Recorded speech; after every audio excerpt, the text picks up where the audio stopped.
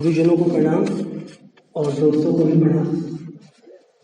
मेरा नाम दिग्विजय मिश्र, शोध छात्र दर्शन और धर्म विभाग। आज मेरे प्रेजेंटेशन का विषय है सामाजिक समरसता के संरक्षण में यज्ञ की भूमिका, श्रीमद् भगवद गीता के संदर्भ में।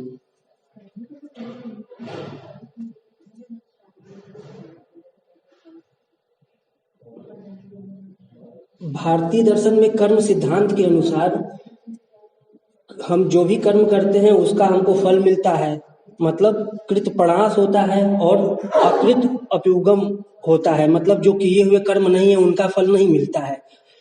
तो इस तरह अगर देखा जाए तो हम जो भी कर्म करेंगे उसका हमको फल मिलना ही है। और इस कर्म सिद्धांत के अनुसार हमको बंधन होगा, पुनर्जन्म होगा और हमारी स्थितियों में भेद होगा। तो अगर इस बंधन से बचना है तो इसके लिए क्या सोचा जा सकता है, क्या किया जा सकता है कि हम कर्म सिद्धांत में ना पढ़ें। तो इसके लिए एक विकल्प ये है कि हम किसी कर्म को ही ना करें, सारे कर्मों का त्याग कर दें। तो इसके लिए गीता जो है मना करती है, कहती है न ही कश्चित क्षणपि जातु तिष्ठति कर्मकृत। कोई भी ऐसा क्षण नहीं है कि हम बिना कर्म किए रह सके, मतलब हम हैं तो कर्म करेंगे ही। तो एक दूसरा विकल्प बनता है कि अब हम कर्म तो करें लेकिन कर्म इस तरह से करें कि उस कर्म का कोई फल ना मिले। तो इसको जो है, इस विकल्प को भगवद गीता जो है वो स्वीकार करती है और इसको आगे बढ़ाते हुए उसमें एक यज्ञार्थ कर्म की बात की गई है। वो ऐसे है कि यज्ञार्थात कर्मणो अन्यत्र लोको अयम कर्म बंधना, मतलब यज्ञ कर्म को छोड़कर बाकी जितने कर्म हैं वो सब बंधनकारी हैं।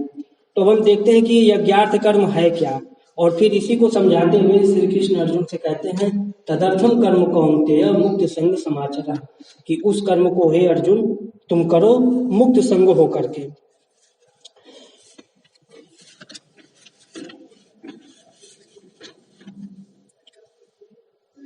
इसमें जब हम यज्ञार्थ कर्म को देखते हैं तो इसमें एक बात आती है परस्परम भाव, मतलब यज्ञ में हम क्या करते हैं, किसी को आहूत कर, मतलब सब लोग मिल करके यज्ञ करते हैं और उसके बाद उसकी आहुति देते हैं और फिर उससे बचा हुआ जो है उसको ग्रहण करते हैं। तो भगवत गीता के अनुसार जो बचे हुए को ग्रहण करता है वही ठीक है। अगर जो बचे हुए को ग्रहण ना करके मतलब खुद अपने लिए ही करता है तो वो पाप खाता है। और ये यज्ञ होता कैसे है, तो इसके लिए वहां पर कहते हैं कि परस्परम भावयन्तः, मतलब परस्पर भाव करके, मतलब हम यज्ञ करके देवताओं को तुष्ट करेंगे और वो देवता जो है हमको उस हिसाब से फल देंगे, लेकिन फल में हमको आसक्त नहीं होना है। यहाँ पे भी मुक्त संग होकर के ही कर्म करना है। फिर एक बात उठती है कि हम परस्परम यज्ञ करें ही क्यों, क्या जरूरत है परस्परम कर्म करने की। तो एक बात होती है कि हम अब तक हम जो भी जिए हैं तो हमने दूसरों का भोग भोगा है। बचपन से लेकर आज तक हमको कई चीजें उपलब्ध हुई हैं, समाज ने हमको उपलब्ध कराया है। तो हमारा ये कर्तव्य है या हमारा दायित्व है कि जब हम उस लायक हों तो हम उन कर्मों को उनको वापस करें। अगर हम वापस नहीं करते हैं तो हम चोर कहे जाएंगे। और साफ साफ गीता भी यही कहती है कि अगर उस कर्म को आप सब में और सबको बांट करके नहीं लेते हैं तो आप चोर हैं। जैसे एक उदाहरण देते हैं, उदाहरण अच्छा नहीं है लेकिन समझा जा सकता है। जैसे हम सब लोग मिल करके कोई मैच खेलते हैं और मैच में हम जीतते हैं, उस टीम का मैं कैप्टन हूँ और पता चला 5,000 का मैच था, मैं सारा पैसा लेके भाग जाता हूँ। हम लोग यज्ञार्थ कर्म कर रहे थे, तो इस तरह से आप सब हमको क्या कहेंगे, चोर कहेंगे। तो उसका मतलब क्या है, कॉन्सेप्ट क्या है कि नहीं, जो कैप्टन था उसका दायित्व था कि वो सबको जिसका जो हिस्सा है उसको मिले और बाद में वो अपना हिस्सा ले। तो इससे क्या होगा कि हम में कर्ता भाव नहीं, मतलब हम तब चोर नहीं कहे जाएंगे। एक दूसरी चीज, सांख्य के मॉडल में जब देखा जाता है तो वहां पे तो पुरुष कुछ करता है नहीं, वो तो बस केवल सच्चित्त है। और हमको बार बार क्या लगता है कि हम कुछ कर रहे हैं। तो इस यज्ञार्थ कर्म का बस यही, इस यज्ञार्थ कर्म के द्वारा बस यही समझाना है कि अपने अंदर का कर्ता भाव विलीन करना है, वो कर्ता भाव ना रहे। क्योंकि गीता में ही आगे कृष्ण समझाते हुए कहते हैं कि ऐसे तो सारे कर्म प्रकृति के द्वारा ही हो रहे हैं और अहंकार विमूढ़ आत्मा कर्ता अहमिति मन्यते, अहंकार से विमोहित जो आत्मा है वो अपने आप को कर्ता समझ रही है। फिर उसी में आगे यज्ञ की एक प्रक्रिया बताई गई है जिसमें कहा गया है कि अन्नात् भवति भूतानि पर्जन्यात् अन्न संभवः यज्ञात् भवति पर्जन्यम यज्ञः कर्म समुद्भवः कर्म ब्रह्म उद्भवम विधि विधि ब्रह्म अक्षर समुद्भवः तस्मात् सर्वगतम ब्रह्म नित्य यज्ञ प्रतिष्ठितम। इसका भाव ये है कि प्राणियों की उत्पत्ति अन्न से होती है, अन्न की उत्पत्ति वृष्टि से वर्षा से होती है, वृष्टि यज्ञ से होता है और यज्ञ यज्ञ जो होता है वो कर्मों के द्वारा संपादित होता है। कर्मों का जो मूल है वो वेद है और जो वेद है उसका मूल ईश्वर है। ईश्वर है और जो ईश्वर है वो बराबर हमेशा कर्म में लगा हुआ ही है। इस तरह से यहाँ पर जो इसकी प्रक्रिया है तो उसमें हमको उस प्रक्रिया में सहभागिता देनी चाहिए। अगर हम ये सोचे कि हम उसके विरुद्ध जाकर के कोई काम करेंगे तो उसमें हमारा ही नुकसान होगा। फिर ऐसे ही एक कालिक पुराण है, वहां पर भी ऐसा कहा गया है कि यज्ञों से देवता संतुष्ट होते हैं, यज्ञ से समस्त चराचर जगत की प्रतिष्ठापना होती है, यज्ञ पृथ्वी को धारण किए हुए है, यज्ञ ही प्रजा को पाप से बचाता है, अन्न से प्राणी जीवित रहते हैं, वह अन्न बादलों द्वारा उत्पन्न होता है और बादलों की उत्पत्ति यज्ञ से होती है, अतः यह संपूर्ण जगत यज्ञमय है।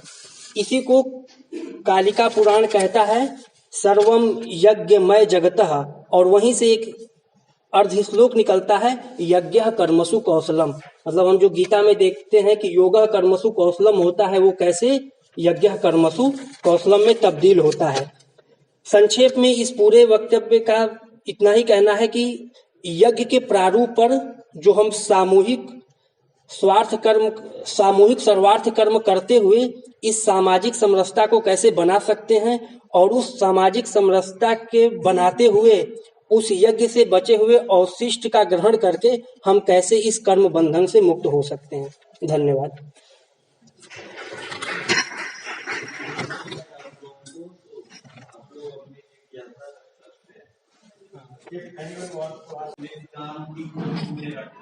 जी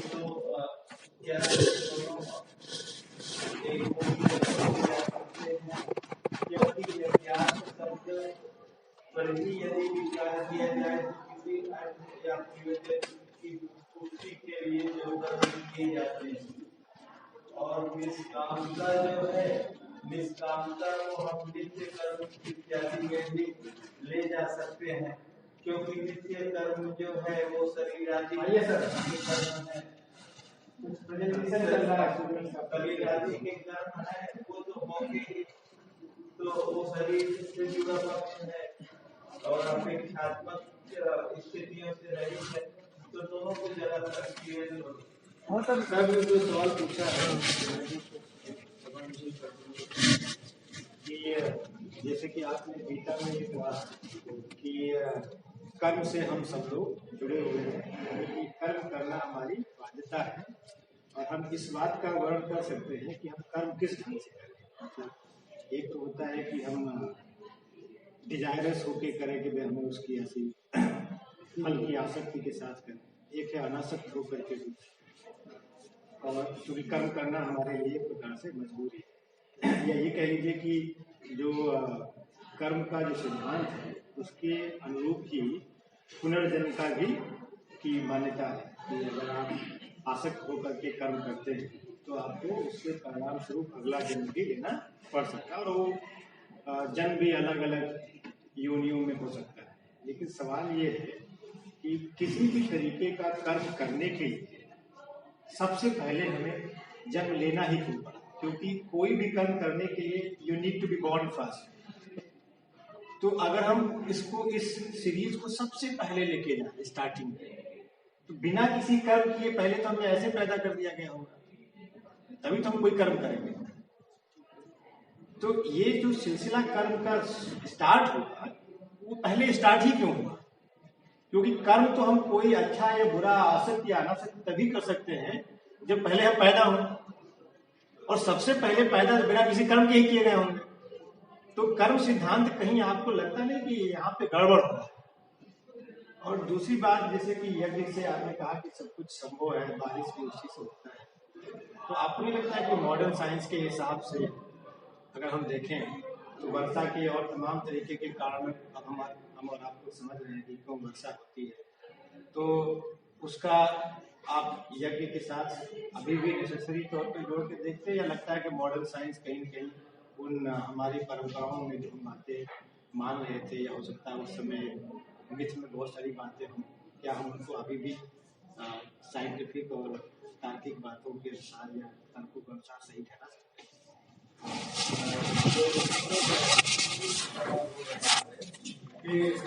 हम जन्म ही क्यों लेते हैं कि कर्म करें, तो उसका जवाब सर देंगे। प्राप्त कर्मों के कारण ही हम कर्म लेते हैं। तो यहाँ पर ये जो कर्म है, ये कहीं एक बड़ा डायलेमा इंडियन फिलोसफी पर है, तो इसको ध्यान में रखना। जी सर। हाँ सर, वही मैं भी कहने जा रहा हूँ कि वेदांत में 6 चीजें अनादि हैं, तो उसमें एक जीव भी है। अब उसके वहां पर हम फर्स्ट तो नहीं देख सकते हैं कि पहले क्या आया क्या नहीं आया, क्योंकि हम जब भी आते हैं तो बाद में आते हैं, इससे पहले पता नहीं क्या क्या हो चुका है, सब तो हमको पता नहीं है। और वेदांत 6 चीजों को अनादि मान के चलता ही है। जीव है, ब्रह्म है, माया है, ईश्वर और जीव का मतलब ब्रह्म और ईश्वर का भेद है। तो इस तरह इस प्रश्न का उत्तर तो उस तरह से नहीं दिया जा सकता है, लेकिन इसका एक यही उत्तर बनता है कि हम कर्म करते ही क्यों हैं, तो मतलब अब हम जगत में हैं तो अब क्या करेंगे।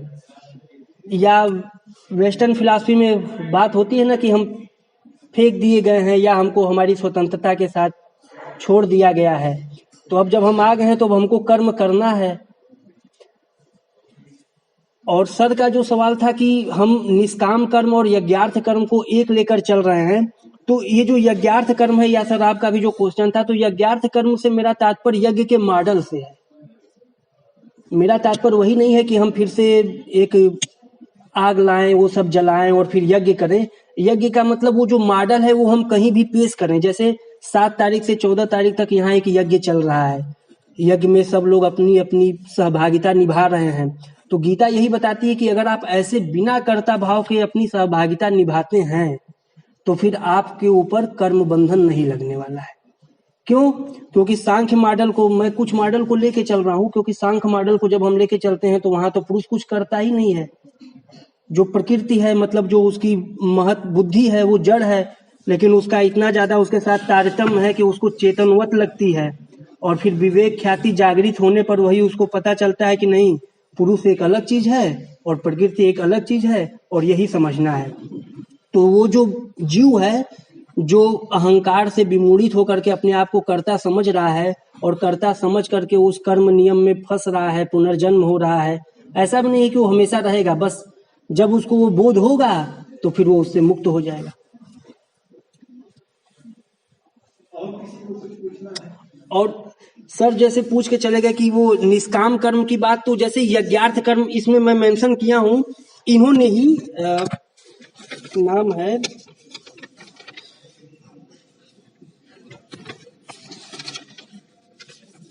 हाँ, महर्षि अंगिरा ने ही कहा है,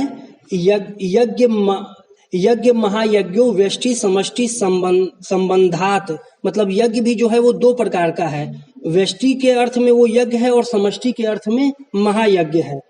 फिर इसको समझते हुए जो यज्ञ करना भी है तो उसको भी निष्काम भाव हो करके करना है। मतलब मॉडल जो हमारा रहेगा वो यज्ञ का रहेगा, और उसके साथ साथ सकाम भाव ना रख करके निष्काम भाव रख के करना है।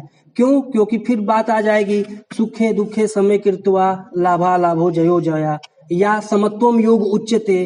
तो अगर हम ये बातें बैकग्राउंड में नहीं रखेंगे तब फिर सकाम कर्म करके अगर हम यज्ञ करते हैं तो फिर वो बंधनकारी ही है।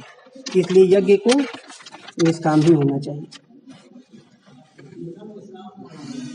निष्काम का मतलब है अनासक्त कर्म, मतलब विदाउट अटैचमेंट। नहीं, ठीक है, उसको और ठीक कर लेते हैं। जैसे वहां पे कह रहे हैं ना, कर्मण्येवाधिकारस्ते मा फलेषु कदाचन, जो फल है उसमें हमारा अधिकार नहीं है। तो अगर हम सकाम भाव से कर्म करेंगे तो फिर नहीं, तो कर्म के ऊपर अधिकार नहीं है तो इसका ये मतलब नहीं है ना कि हम कर्म ना करें, क्योंकि वो पहले ही कह दिया गया है कि बिना कर्म किए तो हम रह नहीं सकते हैं।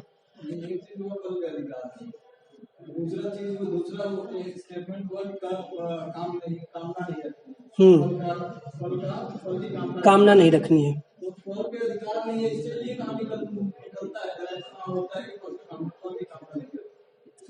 नहीं, फल पर तो फिर एक और चीज उसमें कहा गया है कि फल मतलब कर्म करने के समय ही दो भाव से कर्म किया जा सकता है। एक भाव कि हम सकाम होकर कर्म करें, और जब हम सकाम होकर के कर्म करेंगे तो अपने आप को कर्ता समझेंगे।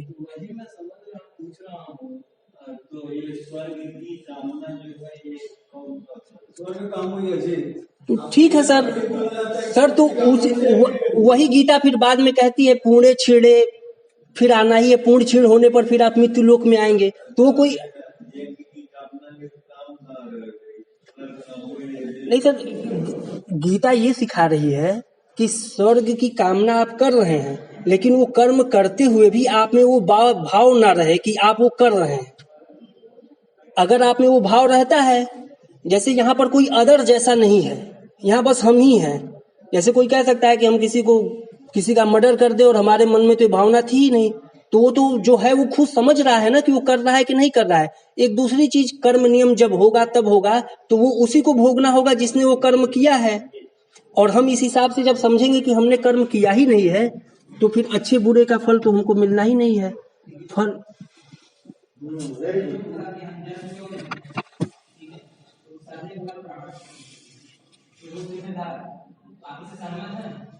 नहीं, प्रारब्ध कर्म कुछ लोग लेके चलते हैं, कह सकते हैं। हाँ हाँ,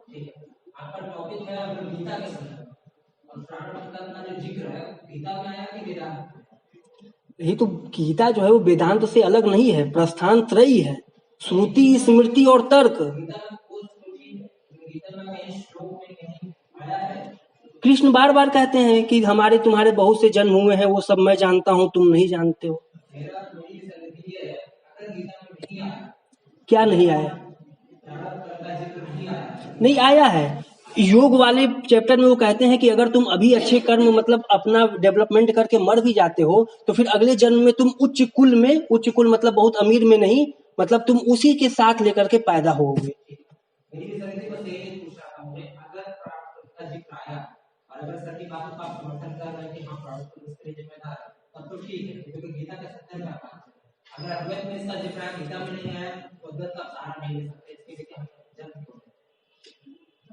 वो ठीक है, लेकिन जो गीता है वो कहीं भी अद्वैत से उस तरह से अलग नहीं है, वो अद्वैत की ही बात को पुष्ट कर रही है। वो तो हमारे यहाँ प्रस्थान है ना, तो हमको जरूरत पड़ने पे हम उसकी भी बात ले सकते हैं, और वहां से जो चीज यहाँ है यहाँ से ले सकते हैं, जो चीज वहां है वहां से ले सकते हैं, क्योंकि हमने इसको अलग तो किया नहीं है। गीता के अभी हम ब्रह्मसूत्र की भी बात कर सकते हैं, स्मृतियों की भी बात कर सकते हैं।